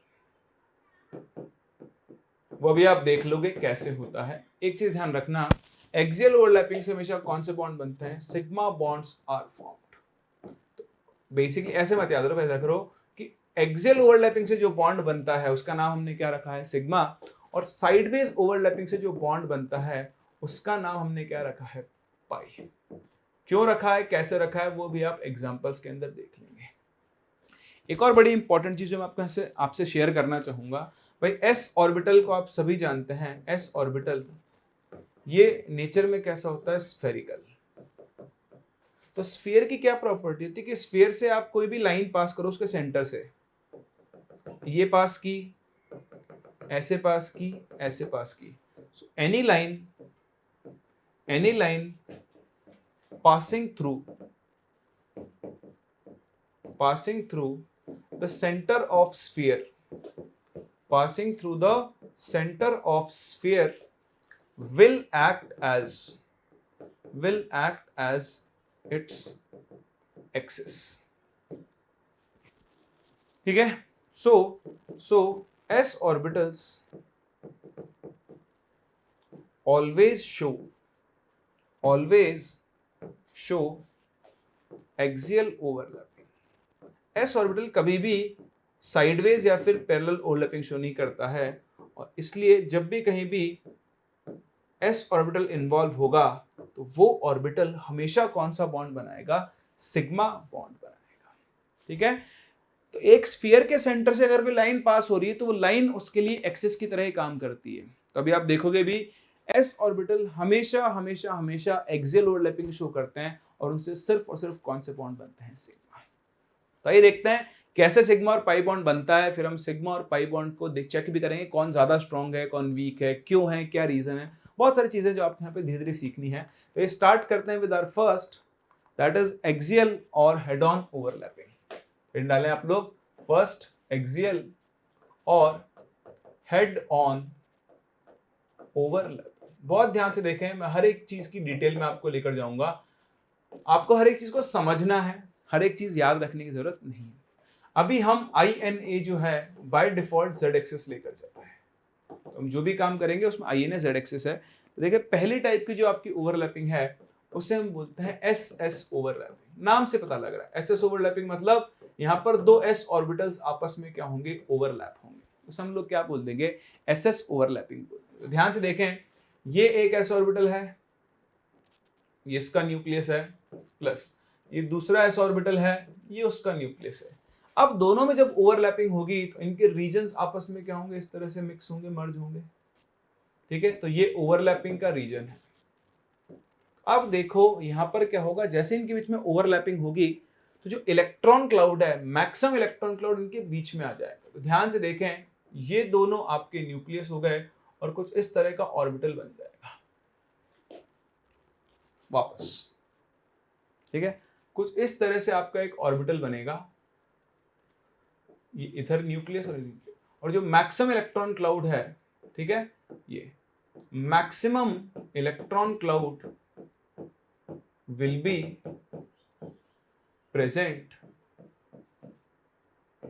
in between the two nuclei as a result of overlapping। तो जैसे इनके बीच में ओवरलैपिंग होगी, मैक्सिमम इलेक्ट्रॉन क्लाउड क्या होगा, दोनों के बीच में आ जाएगा। इस तरह से जो बॉन्ड बनता है उसे हम सिग्मा बॉन्ड या फिर हम इसे सिग्मा ऑर्बिटल के नाम से भी जानते हैं। किसके नाम से जानते हैं, सिग्मा बॉन्ड या फिर सिग्मा ऑर्बिटल के नाम से। जैसे आपसे कहा कि हम अभी सिर्फ और सिर्फ पॉजिटिव ओवरलैप की बात कर रहे हैं, तो दोनों का साइन सेम है, तो दोनों को प्लस ले लो या दोनों को माइनस ले लो। अगर ये नेगेटिव ओवरलैप होता तो कुछ और कहानी होती, मैं आपको बता देता हूं, अभी फोकस करने की जरूरत नहीं, इसको हम दोबारा आगे पढ़ेंगे। क्योंकि मान लो यही अगर इनके बीच में नेगेटिव ओवरलैप होता, ये ओवरलैप तो कैसा था, ये ओवरलैप तो पॉजिटिव था। नेगेटिव ओवरलैप में क्या होता, एक एस ऑर्बिटल जिसके वेव फंक्शन का साइन प्लस और दूसरा एस ऑर्बिटल जिसके वेव फंक्शन का साइन माइनस है। तो अब क्या होता, कुछ ऐसी कहानी होती कि इलेक्ट्रॉन क्लाउड दोनों का एक दूसरे से दूर भागता। इसका इलेक्ट्रॉन क्लाउड ऐसे चला जाता, इसका इलेक्ट्रॉन क्लाउड ऐसे चला जाता, और इनके बीच में एक खाली जगह बन जाती जहां पर कोई इलेक्ट्रॉन नहीं होता, और इस जगह को हम बोलते हैं नोडल प्लेन। क्या बोलते हैं, नोडल प्लेन। ये मैं आपको एटॉमिक में पहले सिखा चुका हूं कि नोड्स या नोडल प्लेन एक ऐसा प्लेन होता है जिसपे इलेक्ट्रॉन नहीं मिलते हैं। तो ये डिफरेंस होता है। पॉजिटिव ओवरलैप में सारा इलेक्ट्रॉन क्लाउड दोनों न्यूक्लियस के बीच में आ जाएगा लाइक दिस, और नेगेटिव ओवरलैप में क्या होगा, इलेक्ट्रॉन क्लाउड एक दूसरे से दूर भाग जाएगा, ठीक है। तो अभी हम नेगेटिव ओवरलैप पे इतना एज सच फोकस नहीं करेंगे। अभी आप देखें, इसे हम बोलते हैं एस एस ओवरलैपिंग, और इस तरह से इनकी ओवरलैपिंग से एक सिग्मा बॉन्ड या फिर सिग्मा ऑर्बिटल बनता है। चलिए, इसी में जो सेकंड आपके पास आएगा उसे हम बोलते हैं एसपी ओवरलैपिंग। क्या बोलते हैं, एसपी ओवरलैपिंग। तो देखो, एसपी ओवरलैपिंग में क्या होगा, आपका एक एस ऑर्बिटल होगा, तो ये एस ऑर्बिटल है, मान लो इसके वेव फंक्शन का साइन प्लस है। अब मैंने आपसे क्या बोला कि जो आपकी आई एन है इंटर न्यूक्लियर एक्सिस, वो कौन सी एक्सिस है, जेड एक्सिस। एस ऑर्बिटल के साथ जब मैं पी ऑर्बिटल को लूंगा, कलर चेंज कर रहा हूं सिर्फ पी ऑर्बिटल का, ये एक पी ऑर्बिटल है, और ये कौन सा पी ऑर्बिटल है, आपको ने सिखाया हुआ है 3 पी ऑर्बिटल होते हैं आपके पास, P X, P Y and P Z. तो लेट्स से ये आपका लेट्स से क्या आपको पहचानना है कौन सा ऑर्बिटल है। तो देखो, इसकी दोनों लोब जेड एक्सिस के अलोंग लाई कर रही है, तो ये एस ऑर्बिटल है और ये पी जेड ऑर्बिटल है। तो जब आई एन आपकी जेड एक्सिस है, तो एस और पी जेड के बीच में एक्सियल ओवरलैपिंग हो सकती है। तो इसका वेव फंक्शन साइन प्लस, इसका माइनस, देखो दोनों के वेव फंक्शन का साइन सेम है, तो ये पॉजिटिव ओवरलैप है। कौन सा है, पॉजिटिव ओवरलैप। अब देखो इनसे क्या होगा, ओवरलैपिंग होगी, तो पहले ओवरलैपिंग दिखाते हैं, ठीक है। इसका इलेक्ट्रॉन क्लाउड इसके साथ ऐसे मर्ज होगा, ठीक है। अब ये इसका न्यूक्लियस, ये इसका न्यूक्लियस, और ये आपका ओवरलैपिंग का रीजन बनेगा। अब इसकी वजह से क्या होगा, मैक्सिमम इलेक्ट्रॉन, इधर का इलेक्ट्रॉन क्लाउड भी शिफ्ट होकर इन दोनों के बीच में आ जाएगा। तो फाइनल जो आपका ऑर्बिटल बनता है वो कुछ दिखने में ऐसा होगा कि दोनों न्यूक्लियस, मैक्सिमम इलेक्ट्रॉन क्लाउड इनके बीच में आ गया, और थोड़ा बहुत इलेक्ट्रॉन क्लाउड इधर रह जाएगा। तो आपको ऑर्बिटल की शेप पे भी याद नहीं रखनी हो, तो मैं बस बना के दिखा रहा हूं। मेन चीज क्या है, ओवरलैपिंग की वजह से जो मैक्सिमम इलेक्ट्रॉन क्लाउड होता है वो दोनों न्यूक्लियस के बीच में आ जाता है। तो इस तरह से ये भी आपके पास एक सिग्मा ऑर्बिटल, और आप इसे एक सिग्मा बॉन्ड बोल सकते हो। मैंने आपसे शुरू में कह दिया, जब भी कभी भी कहीं भी एक्सियल ओवरलैपिंग होगी, हमेशा कौन सा बॉन्ड बनेगा, सिग्मा बॉन्ड बनेगा। अब आपसे मेरा यहाँ पे क्वेश्चन है, ये S प्लस पीजेड है, अगर मैं आपसे पूछूं कि यार s प्लस पी जेड की जगह s प्लस पी एक्स या फिर s प्लस पी वाई हो तो किस तरह की ओवरलैपिंग और कैसा बॉन्ड बनेगा? आप वीडियो को पॉज करें और ट्राई करके देखें एक बार। कर लिया? चलिए ध्यान से देखें। मैं आपसे एक्सपेक्ट नहीं करता, आपने सुना ही नहीं होगा कभी, पर मैं आपको केस देखना सिखा रहा हूं भाई। अभी तो पीजेड लिया ना आपने, पी एक्स को लेते हैं। चलो तो देखो आई एन ए तो अब भी आपकी कौन सी है? जेड एक्सिस ही है, ठीक है। एस ऑर्बिटल ऐसा कैसे होगा? अब सेम ही कलर यूज कर लेता हूँ, ये एस ऑर्बिटल है, ठीक है। अब ये जेड है तो जो पी एक्स जो है वो इसके परपेंडिकुलर होगा लाइक दिस। चाहे पी एक्स हो या पी वाई हो, दोनों ही जेड एक्सिस के परपेंडिकुलर होंगे। बोलो बात समझ में आ रही है आप लोगों को? तो ये पी एक्स और पी वाई कुछ भी हो सकता है। क्लियर है ना आपको? अच्छा अब देखो इन दोनों के बीच में, देखो इसका वेव फंक्शन का साइन तो पॉजिटिव मान लेते हैं पूरे का ही, इसमें एक का पॉजिटिव होगा एक का नेगेटिव होगा। अब देखना ये ऐसे अप्रोच करेंगे तो जब इनके बीच में ओवरलैपिंग होगी तो कुछ इस तरह से होगी। तो ध्यान से देखें, ध्यान से। थोड़ा सा कलर चेंज कर रहा हूँ, एस ऑर्बिटल को ब्लू बना रहा हूँ बस दिखाने के लिए, लाइक दिस। नहीं मजा नहीं आया, चलो वापस बनाते हैं, ठीक है, लाइक दिस, ठीक है। तो ये आपका एस ऑर्बिटल है। अब देखो एस ऑर्बिटल का साइन तो प्लस होता है, देखो इसका प्लस और इसका माइनस, तो यहां पर तो क्या हुआ? पॉजिटिव ओवरलैप इतने में, तो ठीक है। और यहां क्या हुआ? इतने वाले रीजन के अंदर, इस वाले रीजन में क्या हो गया है? ये नेगेटिव ओवरलैप हो गया है। और आप देख रहे हो दोनों का अमाउंट सेम है, जितना पॉजिटिव ओवरलैप हुआ है उतना ही नेगेटिव ओवरलैप हुआ है। तो इसके इस तरह के ओवरलैप को हम बोलते हैं जीरो ओवरलैप। क्या बोलते हैं? Zero overlap. और जब भी जीरो ओवरलैप होगा no bond will be formed.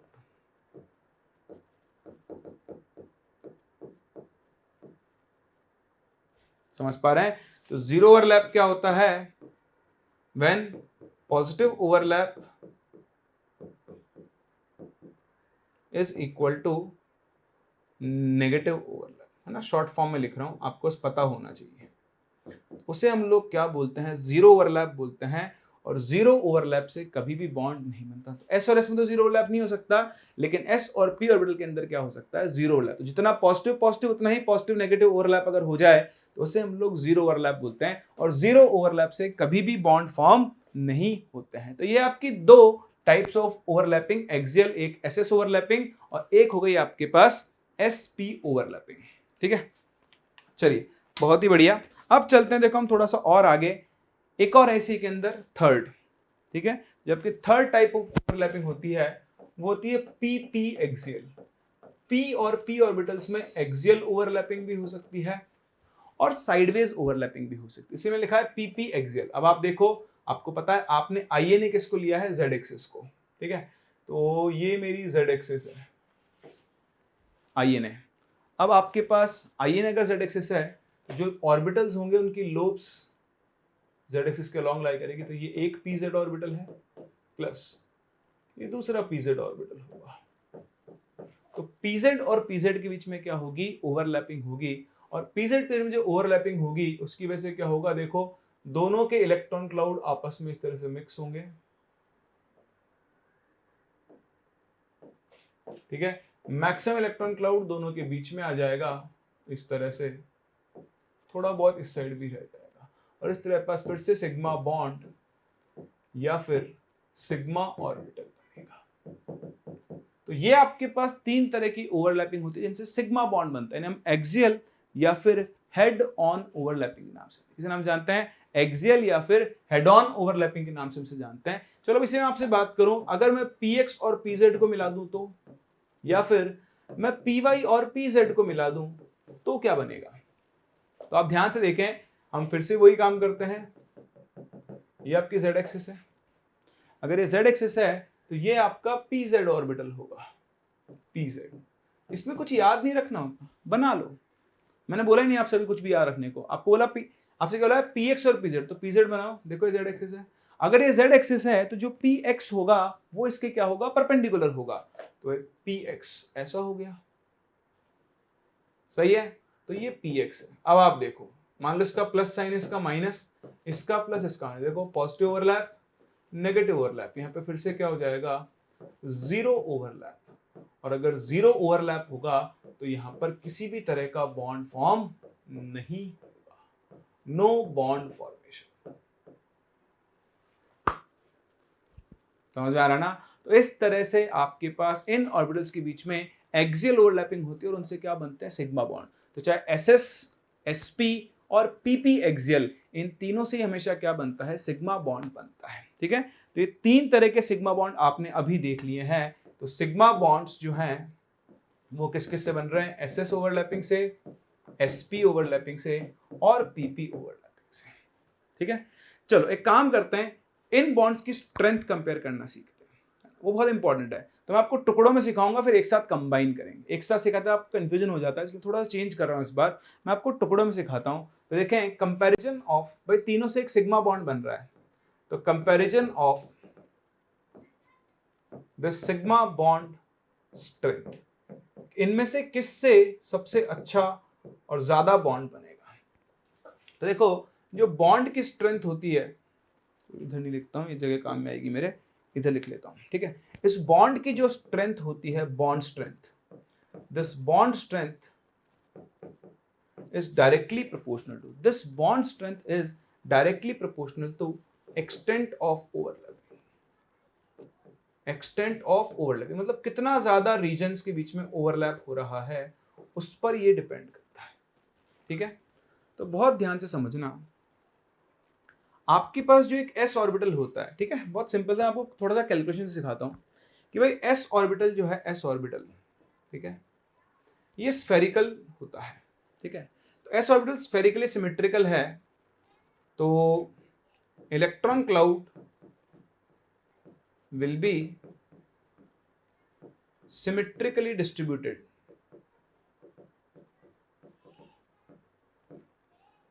In all directions. ठीक है, कौन से ऑर्बिटल के लिए, फॉर s ऑर्बिटल। बोला आपको ये बात समझ में आ रही है? इसके लिए क्या होगा, इलेक्ट्रॉन क्लाउड सिमेट्रिकली डिस्ट्रीब्यूटेड है, चारों तरफ सेम है हर डायरेक्शन में। लेकिन अगर मैं आपसे एक p ऑर्बिटल की बात करूं, तो p ऑर्बिटल का जो इलेक्ट्रॉन क्लाउड है, इलेक्ट्रॉन क्लाउड, चलो कलर चेंज कर लेते हैं इसके लिए थोड़ा सा लिखने के लिए। ठीक है, तो electron cloud of p orbital is aligned, और रादर लिखो डिस्ट्रीब्यूटेड, अलाइंड इज डिस्ट्रीब्यूटेड, ऐसे लिख लो, distributed in a specific direction। जैसे मान लो ये pz है, तो इसकी लोब्स बस z एक्सिस के अलॉन्ग है और किसी और एक्सिस पे नहीं है। इसका मतलब क्या है, that is p orbitals have more directional character, या तो ऐसा बोल दो, या आप ऐसा बोल सकते हो, और electron cloud is directionally more concentrated, क्योंकि इलेक्ट्रॉन क्लाउड जो है एक ही डायरेक्शन के अंदर क्या है, इसकी कॉन्सेंट्रेटेड है। ठीक है, तो अब हम कंपेयर करते हैं कि अगर आपके पास एक तो s ऑर्बिटल हो और दूसरा भी s ऑर्बिटल हो, इनके बीच में ओवरलैपिंग हो, एक आपके पास s ऑर्बिटल हो और एक आपके पास p ऑर्बिटल हो, इनके बीच में ओवरलैपिंग हो, और एक आपके पास दो p ऑर्बिटल्स हो, लाइक दिस, एक इनके बीच में ओवरलैपिंग। तो देखो, इसका इलेक्ट्रॉन क्लाउड 25%, मान लो ये जो है 25% इलेक्ट्रॉन क्लाउड इसका और 25% इसका, ऐसे मान लेते हैं, 25% इसका और 25% इसका मिक्स हो गया आपस में, टोटल कितना हुआ, 50%। ठीक है, यहां देखो, यहां इसका फिर से वही 25%, लेकिन इसका 50%, क्योंकि आधा इलेक्ट्रॉन क्लाउड इधर है, आधा इलेक्ट्रॉन क्लाउड इधर है। चलो पूरा नहीं होगा, तब भी थोड़ा तो ज्यादा होगा, तो एक बार मान लेते हैं पूरा पूरा होगा। तो इसका 25%, इसका 50%, यहां देखो इसका भी 50% और इसका भी 50%। तो आप देख पा रहे हो कि यहां पर एक्सटेंट ऑफ ओवरलैपिंग क्या है, ज्यादा है, क्योंकि p ऑर्बिटल का जो इलेक्ट्रॉन क्लाउड है वो एक डायरेक्शन के अंदर है, एक फिक्स्ड डायरेक्शन के अंदर वो क्या है, अलाइंड है, जबकि s ऑर्बिटल का जो इलेक्ट्रॉन क्लाउड है तो चारों तरफ बिखरा हुआ है। तो जब दो s ऑर्बिटल आपस में मर्ज भी होंगे तो उनका पूरा पूरा इलेक्ट्रॉन क्लाउड तो मर्ज हो ही नहीं सकता। तो जो एक्सटेंट ऑफ ओवरलैपिंग है वो s ऑर्बिटल में क्या होगा, कम होगा। एक और तरीका है इसको सीखने का, आप क्या करो, एक टेबल लो लकड़ी की, ठीक है, लकड़ी की टेबल पे आप एक आयरन की बॉल गिराओ और एक आयरन का नाइफ गिराओ, बताओ कौन ज्यादा डिस्टेंस तक पेनिट्रेट करेगा, है ना, नाइफ करेगा। क्यों, बॉल क्यों नहीं करेगी, क्योंकि बॉल का जो फोर्स है वो चारों तरफ, बॉल सिमेट्रिकल होती है, स्फेरिकल है, तो उसका सारा फोर्स एक डायरेक्शन में कॉन्सेंट्रेटेड नहीं है, जितना सा पार्ट टच होगा उसकी वजह से उस पर डेंट पड़ जाएगा, गिर गया एक्चुअली, ठीक है, उसकी वजह से उस पर क्या होगा, डेंट आ जाएगा। लेकिन नाइफ तो पूरा एक ही डायरेक्शन में कॉन्सेंट्रेटेड है और वो उसको क्या करेगा, पेनिट्रेट करेगा। तो सेम चीज है, पी ऑर्बिटल की पेनिट्रेशन पावर क्या है, ज्यादा है, पी ऑर्बिटल ज्यादा क्लोज डिस्टेंस तक क्या कर सकता है, पेनिट्रेट कर सकता है। इसलिए भी पीपी ओवरलैपिंग जो होती है, यहां क्या होगा, हायर एक्सटेंट या हाईएस्ट एक्सटेंट ऑफ ओवरलैपिंग होगा। इसके ऊपर आप ध्यान दें, अगर अभी देखो मैंने कोई ऐसा नहीं बोला कि 2s 2p है 3s 3p है, अभी हम सेम शेल में बात कर रहे हैं, किसमें, सेम शेल में। तो अगर मेरे पास सेम शेल है तो for orbitals of same shell अगर हम देखें तो सिग्मा बॉन्ड की जो स्ट्रेंथ है, तो पीपी बॉन्ड की स्ट्रेंथ सबसे ज्यादा होगी, फिर आपके पास होगी sp और फिर कौन सा होगा, ss, क्योंकि p ऑर्बिटल्स जो हैं वो क्या होते हैं, डायरेक्शनली मोर कॉन्सेंट्रेट होते हैं। अगर आपके पास सेम शेल के हैं, सेम शेल का मतलब क्या है, फॉर एग्जांपल अगर कंपेयर करूं 2p 2p, तो 2p 2p की स्ट्रेंथ जो है वो 2p 2s या 2s 2p और 2s 2s से क्या होगी, ज्यादा होगी। यह सेम शेल का मतलब सबकी न्यूक्लियस से डिस्टेंस क्या होती है, सेम होती है। क्लियर है, कॉपी करें, फिर बात करते हैं कि डिस्टेंस अलग अलग हो तो क्या होगा। चलिए अब देखें, अगर आपके ऑर्बिटल सेम शेल के नहीं हैं तो क्या होगा, ठीक है, हम लिख सकते हैं कि for orbitals of different shell, फिर देखें बहुत सिंपल सी बात है कि जो आपके पास एक्सटेंट ऑफ ओवरलैपिंग है, extent of overlapping that would be inversely proportional to size of orbitals. Orbitals का साइज जैसे जैसे बढ़ेगा, उनके बीच के जो दो एटम के बीच के न्यूक्लियस के बीच की डिस्टेंस बढ़ जाती है ना। तो रीजन लिख देता हूं कि as size of orbitals increases, as size of orbitals increases, the distance between bonded atoms increases and extent of overlapping decreases। ठीक है, जैसे मान लो दो तो आपके पास p ऑर्बिटल है छोटे साइज के, ठीक है, तो उनके बीच की डिस्टेंस इतनी होगी। दो बड़े ऑर्बिटल हैं, उनके बीच की जो डिस्टेंस होगी न्यूक्लियस के बीच, तो देखो यहां पर ये बॉन्ड लेंथ ज्यादा है, यहां बॉन्ड लेंथ कम है, तो बॉन्ड लेंथ बढ़ती है तो बॉन्ड स्ट्रेंथ कम होती है। उसका रीजन है एक्सटेंट ओवरलैपिंग, ये ज्यादा क्लोजली ओवरलैप हो सकते हैं, ज्यादा पास आ सकते हैं इन दोनों के न्यूक्लियस, इन दोनों के न्यूक्लियस बहुत ज्यादा पास नहीं आ सकते हैं। ठीक है, अब जैसे जैसे आप सभी जानते हैं कि as value of principal quantum number n increases, size of orbitals, या फिर आप इसे बोल सकते हो डिस्टेंस फ्रॉम न्यूक्लियस,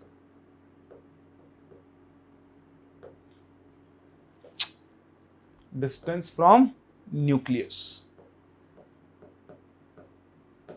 इंक्रीजेस।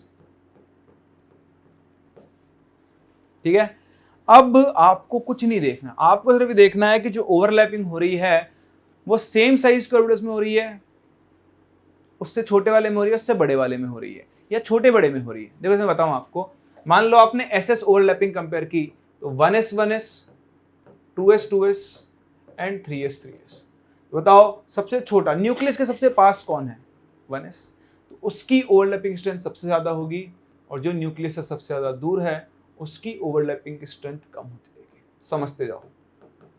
आप बोलोगे सर मैं तो मिक्स करूँगा, करो भाई मिक्स करो। आप मुझसे बोलो कि मैं तो 1s को 2s से और 2s को 2s से और मैं मिक्स कर लूँगा लेट्स से 2s को 3s से। अब बताओ मुझे, तो कर लो। देखो न्यूक्लियस सबसे ज़्यादा पास 1s है, फिर 2s है, ठीक है। यहाँ दोनों सेम साइज के ऑर्बिटल हैं, यहाँ दोनों अलग अलग साइज के ऑर्बिटल्स हैं, तो 1s न्यूक्लियस के क्या है, ज़्यादा पास है, ठीक है।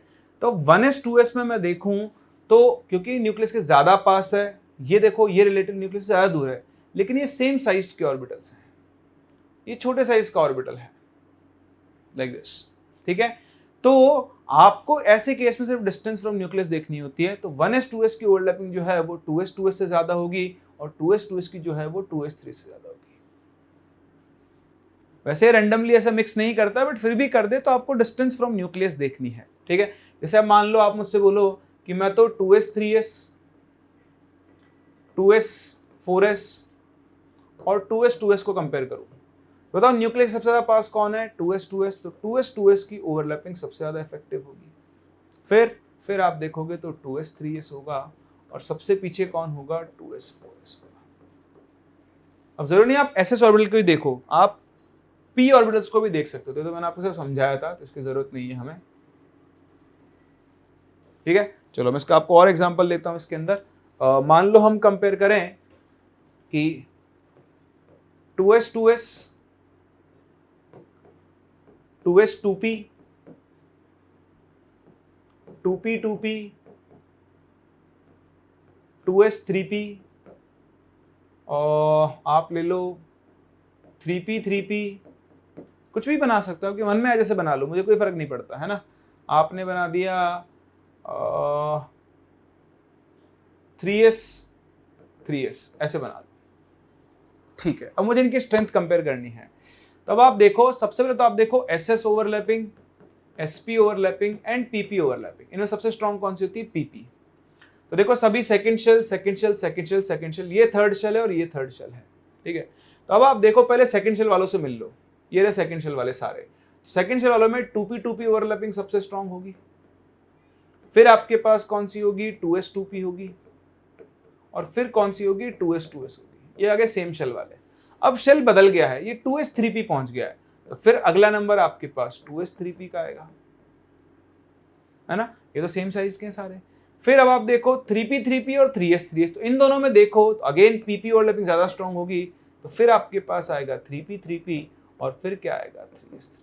तो आपके पास ऐसे कोई भी केस बन सकते हैं, ये सभी के सभी सिग्मा बॉन्ड्स हैं। अभी हम सिर्फ सिग्मा बॉन्ड की स्ट्रेंथ कंपेयर कर रहे हैं, अभी आगे पाई बॉन्ड आएगा तब और चेंजेस आएंगे, बट अब मेरी बात समझे, सभी के सभी सिग्मा है ना। तो आप ये देखो कि न्यूक्लियस के सबसे क्लोज कौन है, अगर सेम शेल है तो मजा ही आ गया, फिर तो कुछ सोचना ही नहीं है, तब तो पीपी एसपी और एसएस होगा। लेकिन अगर शेल अलग अलग हैं तो फिर आप ऑर्बिटल्स की साइज के हिसाब से डिसाइड करोगे, तो जंबल करके आप कुछ भी बना सकते हो। अब ऐसे रैंडमली कुछ भी बना दोगे तो नहीं होता, बट स्टिल जितना मैक्सिमम रैंडम हो सकता है मैंने आपके सामने ले लिया है। तो पहले सेम शेल वालों से बात कर लो, छोटे शेल वालों से। सेम शेल में तो ये भी हैं, ये तो बड़े हैं, थर्ड में। सेकंड शेल वाले, लोअर शेल वालों से जो न्यूक्लियस के ज्यादा पास है, तो सबसे पहले उनके थ्रू बने गए बॉन्ड ज्यादा स्ट्रांग होंगे। फिर अब शेल बढ़ा तो ये 3p 3p 3s 3s 2s 3p, तो ये न्यूक्लियस के ज्यादा पास है तो इसका नंबर आएगा, फिर इन दोनों का नंबर आएगा, और इस तरह से आप बनने वाले इन बॉन्ड्स की स्ट्रेंथ को कंपेयर कर सकते हैं। चलिए, तो आज मैं आपको यहीं तक पढ़ा रहा हूँ। जैसे आपको बताया, मैं आपको बहुत धीरे धीरे चीज़ों को लेके चल रहा हूँ, ठीक है। मैं आपको उतना ही पढ़ाता हूँ जितना आप डाइजेस्ट कर पाए। मैं बहुत सारा पढ़ा दूंगा, मुझे